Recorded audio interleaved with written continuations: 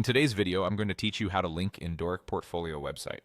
First, open your browser and head to the Dorik login page. If you already have an account, proceed to sign in. On the login screen, you'll see options to continue with different providers. Choose the sign in option that matches your account. If you normally sign in with Google, select that and complete the prompt to continue into your Dorik dashboard. Once you're in the dashboard, locate your portfolio site and open it by selecting Edit Site. This takes you into the visual editor where you can work directly on your pages. Dorik allows you to add links to many elements, including buttons, text, images, and icons. To keep things simple for this demonstration, we'll use a button as our example. On your page, click the button you want to link.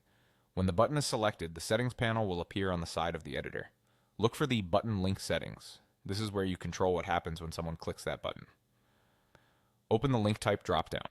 Dorik gives you several useful options here. You can link to a specific section on the current page for smooth scrolling, link to another page within your site, or link to an external website. For this example, choose External Link so we can point the button to a link outside your Dorik site. Now paste the URL into the link field. Make sure you include the full address, including the HTTPS at the beginning. A quick tip, double-check the URL for typos or extra spaces to avoid broken links. If you're linking to a professional profile, a case study, or a file hosted elsewhere, copy the exact link from your browser and paste it here. After pasting the URL, the button is now connected to that destination. In many cases, you'll see options next to the link field that let you customize the behavior, like opening the link in a new tab or applying nofollow for SEO.